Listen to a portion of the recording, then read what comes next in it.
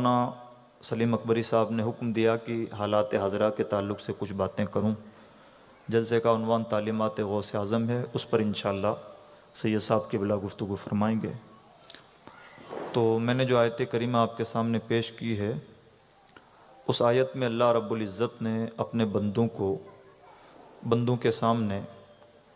اپنی قدرت کا ایک اٹل اصول بیان فرمایا ہے، جو کہنے کے لیے ایک آیت ہے، لیکن سچائی یہ ہے کہ وہ تاریخ ہے اور ترقی تنزلی کا ایک تسلسل ہے۔ یعنی اگر اس آیت کے تناظر میں، اس کے آئینے میں ہم ماضی دیکھنا چاہیں تو ماضی بھی دیکھ سکتے ہیں، اور آیت میں دم اتنا ہے کہ مستقبل دیکھنا چاہیں تو مستقبل دیکھ سکتے ہیں۔ شرط یہ ہے کہ نگاہیں بینا ہوں، نگاہوں میں طاقت ہو، دلوں میں ہمت ہو۔ اور قرآن کا کمال یہی ہے کہ قرآن بہت بڑی باتیں بہت چھوٹے الفاظ میں کہہ کے گزر جاتا ہے۔ اللہ کے نبی کی شان صاحب جوامع الکلم ہونا ہے،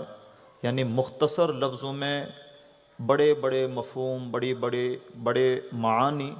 مختصر الفاظ میں کہہ کے گزر جانا،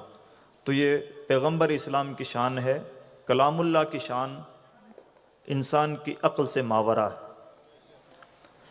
تو آیت کریمہ کا با محاورہ ترجمہ یہ ہے کہ بے شک اللہ کسی بھی قوم کے حالات اس وقت تک نہیں بدلتا جب تک کہ کوئی قوم اپنے حالات بدلنے کی پہل نہ کرے۔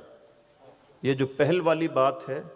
یہ محاورے اور تفسیر کا ملا جلا سنگم ہے، اور احادیث کریمہ میں اس طرح کی نشاندہی ملتی ہے۔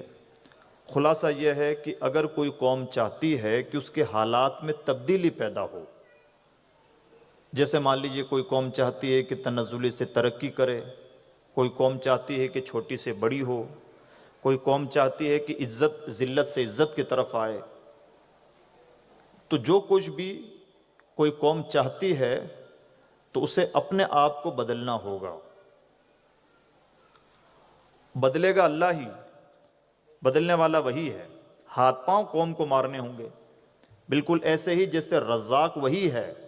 لیکن اس کے رزاق ہونے کا مطلب یہ نہیں ہے کہ ہم ہاتھ پہ ہاتھ دھرے بیٹھے رہیں اور بنا بنایا کھانا تمباکو میں سج کر ہمارے گھر کی دہلیز تک پہنچ جائے، بلکہ جس طرح سے رزق کے لیے ہمیں دوڑ دھوپ کرنی ہوتی ہے، اسی طرح سے اگر ہم اپنے حالات بدلنا چاہتے ہیں